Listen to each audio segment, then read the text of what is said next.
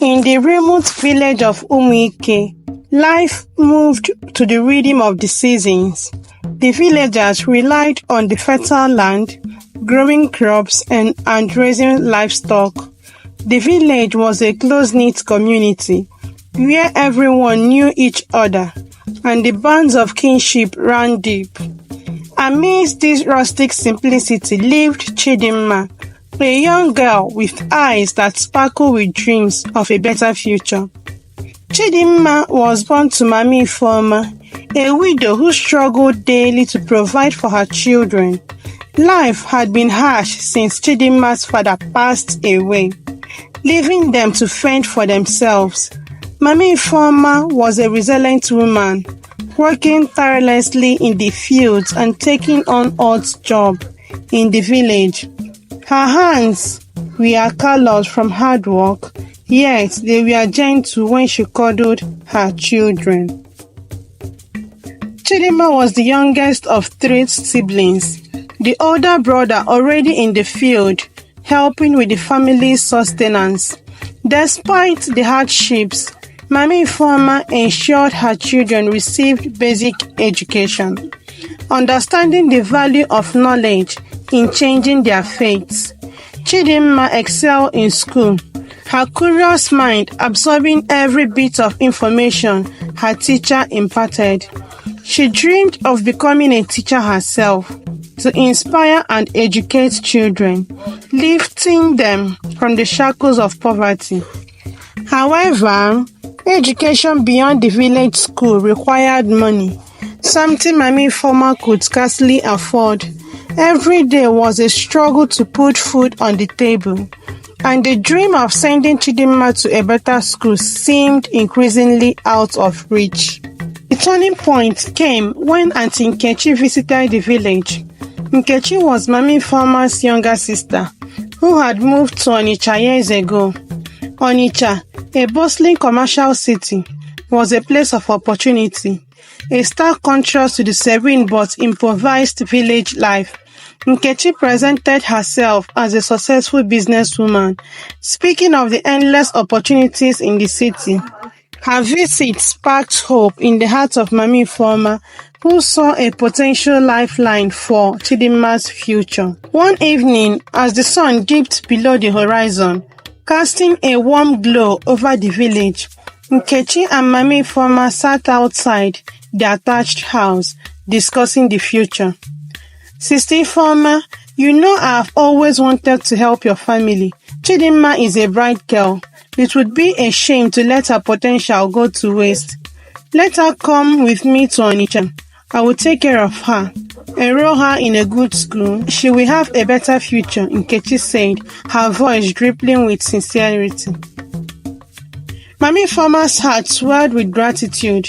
The idea of her daughter escaping the cycle of poverty, receiving a proper education, and achieving her dreams seemed almost too good to be true. After much contemplation and discussion, she decided to trust her sister.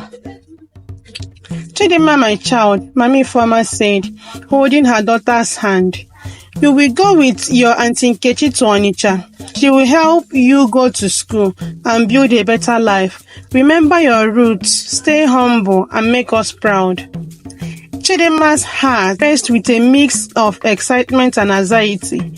She was sad to leave her mother and brothers, but thrilled at the prospect of a new life in the city. She promised herself to make the most of the opportunity and bring pride to her family. The journey to Onitsha was a blend of wonder and apprehension for Chidinma. The bustling city, with its crowded streets, towering buildings, and constant hum of activity, was a stark contrast to the quiet, slow-paced life of her village. Her initial excitement, however, soon gave way to a grim reality. Upon arriving at her Aunt Nkechi's house, Chidinma was immediately thrust into a life of Chidinma faced the reality. The promised education never materialized. Instead, Nkechi viewed Chidinma as free labor, someone to cook, clean, and perform endless chores. The house was filled with harsh commands and little kindness. Nkechi's demeanor changed drastically, revealing a cruel and domineering side that Chidinma had never witnessed. The first week was particularly grueling. Chidinma was up before dawn, scrubbing floors, washing clothes, and preparing meals. Any mistake, no matter how minor, was met with sharp words or a stinging slap. Nkechi was relentless, and Chidinma's spirit began to wane under the weight of her aunt's cruelty. One morning, as Chidinma was finishing her chores, Nkechi summoned her to the living room. "Chidinma, I have another task for you," Nkechi said, her voice devoid of warmth. "You will start hawking oranges. Take this tray and sell as many as you can. Do not return until you have sold every last one." Chidinma's heart sank. Hawking was a demeaning task, and the thought of walking the streets with a tray of oranges on her head filled her with dread. She had no choice. Defiance was not an option in Nkechi's house. With a heavy heart, Chidinma took the tray of oranges and set out. The streets of Onitsha were a maze filled with people and noise. She wandered, calling out the potential customers, her voice trembling with uncertainty. As the day turned into weeks, she became a familiar sight in the neighborhood, known as Nwa Oroma, the Orange Girl. Despite the hardship, Chidinma clung to the hope that her situation might change. She dreamed of the day her aunt will keep her promise and send her to school, but that day never came.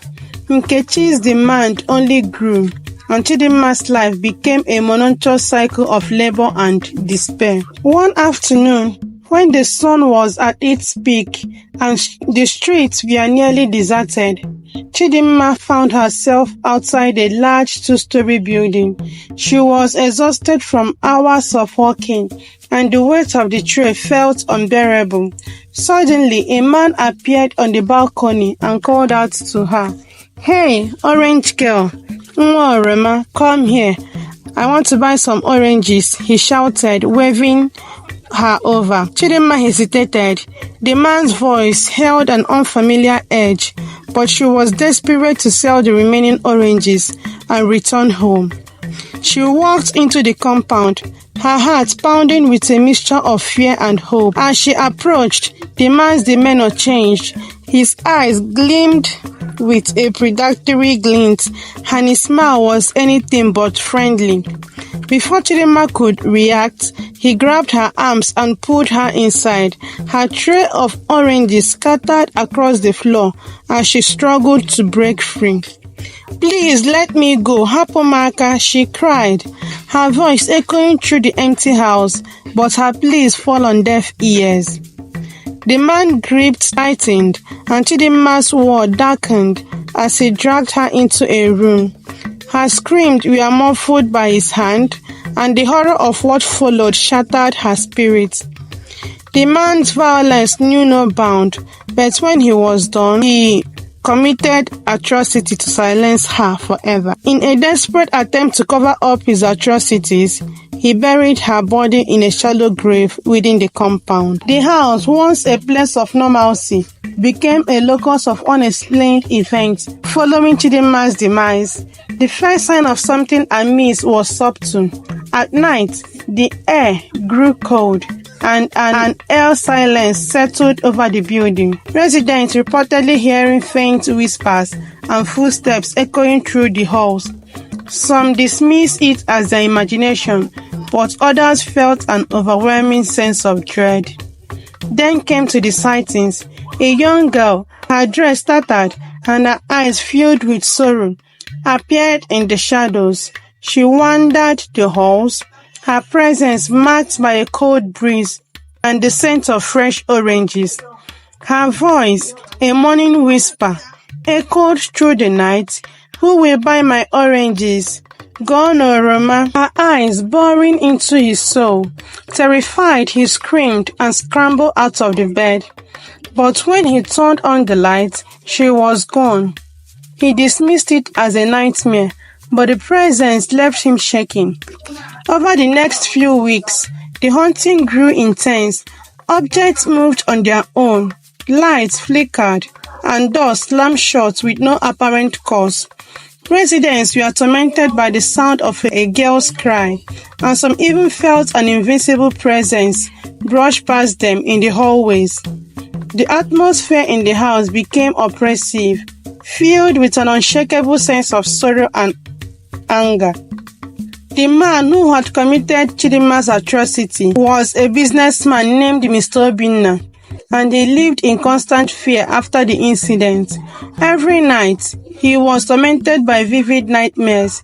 He saw Chidinma's face in his dreams, her eyes staring accusingly at him. Her voice, a haunting whisper, echoed in his mind. "Why did you do this to me?" "Kedu eji mee me fa?" she asked. Sleep-deprived and paranoid, Mr. Obinna's health deteriorated. He began to see Chidinma's apparition during the day until he loses his life. Back at home, Madam Nkechi remained unaware of the tragic fate that had befallen Chidinma. She continued her daily routines, oblivious of the horror that had taken place. For Nkechi, life was a cycle of business and household management, punctuated by the harsh treatment of the young girl she was supposed to care for. However, it wasn't long before she began to notice Chidinma's absence. "Where is that lazy girl?" Nkechi muttered one evening, her voice rippling with irritation. She should have been back hours ago. At first, Nkechi assumed that Chidinma had run away. She felt anger, but also a slight twinge of relief at the prospect of not having to deal with her anymore. Yet, days turned into weeks, and her neighbors began to ask questions. They wondered why Chidinma had vanished without a trace, and whispers of concern grew louder. One night, as Nkechi was about to retire to bed, she heard a faint knocking on her door. Thinking it was a neighbor, she opened it, but found no one there. As she closed the door, she felt a cold draft sweep through the room, sending shivers down her spine. She dismissed it as a mere draft and went to bed.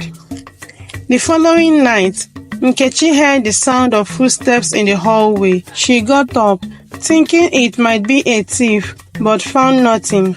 She turned to go back to her room. She saw a shadowy figure at the end of the hall. It was a small girl, her outline barely visible in the dim light. "Who's there?" "Onye na ebe ahụ?" Nkechi called out, but the figure vanished into the thin air. Fear gripped her heart, but she convinced herself it was a trick of the light. Yet, the disturbances continued. Each night, the footsteps grew louder, the whispers more distinct. Nkechi began to hear Chidinma's voice, calling out to her. "Auntie, why did you let this happen to me? Kedu ihe ji mee me ya?" The night became a torment for Nkechi. Every time she closed her eyes, she saw Chidinma's face. Her eyes filled with sadness and accusation. The girl's spirit seemed to be everywhere, in the shadows, in the mirrors, in the very air she breathed.